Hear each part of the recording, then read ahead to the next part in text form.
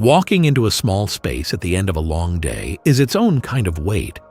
There's no hallway to breathe through, no separate room to close the door on. The kitchen, the couch, the laundry pile. It's all right there at once the moment you step inside. Your eyes do the math instantly. The counter that was clear this morning is covered again.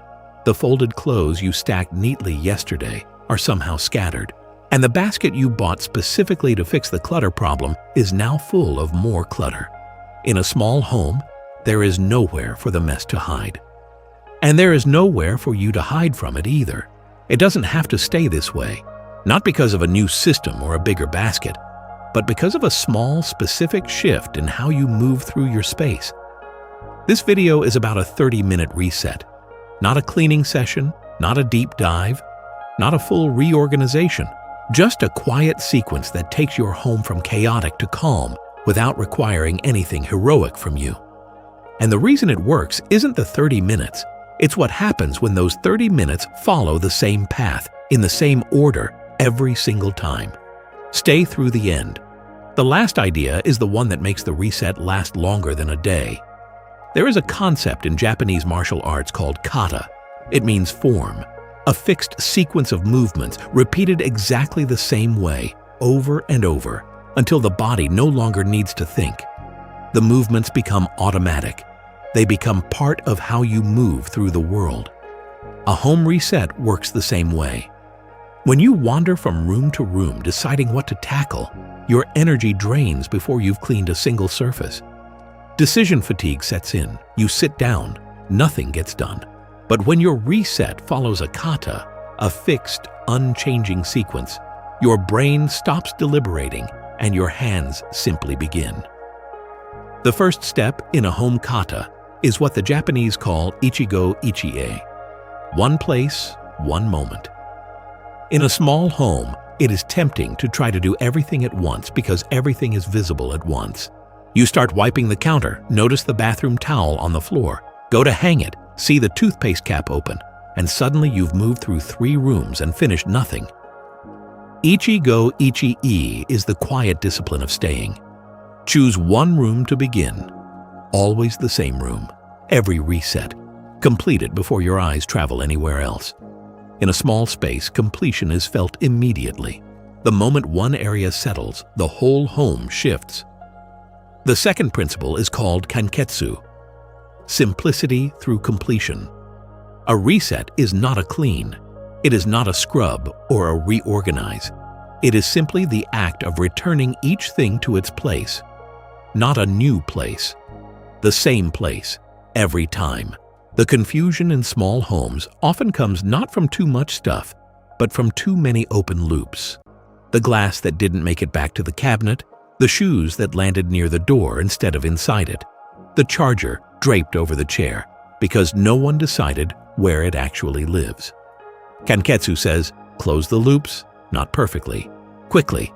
If you've ever felt like you don't know where to start, like the chaos is too specific to your day to have a fixed answer, there is a tool in the first pinned comment that might change that. It's called Cozy Home Builder. Answer a few questions.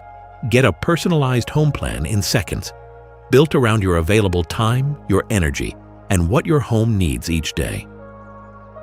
The third principle is Ma, the power of negative space. In Japanese aesthetics, Ma is the pause, the gap, the breath between notes. In a small home, Ma is what you feel when a surface is clear, not because it is decorative, because it tells your nervous system this space is under control. The goal of a reset is not to make every surface pristine.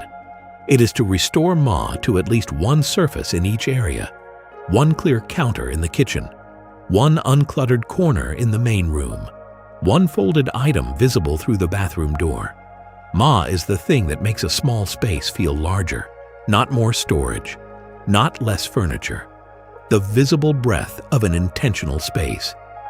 The fourth and final step in the kata is the closing ritual. The same 2 or 3 actions done every time to signal that the reset is complete. Light a candle, open a window, make a cup of something warm. It does not need to be elaborate. It needs to be consistent. The closing ritual teaches your body that the reset is real, that something changed, not just rearranged. Over time, the anticipation of the ritual becomes part of the motivation. You reset not just to have a cleaner space, but because you know what comes at the end. A home is not just a collection of surfaces and objects. It is the place where your nervous system decides whether it is safe to rest. In a small home, that decision happens the moment you open the door. The 30-minute kata is not really about tidiness. It is about building an environment that consistently answers yes. Yes, you can exhale here. Yes, this is your refuge. Yes, you are allowed to rest now. The reset, done the same way every time, becomes something you do not dread.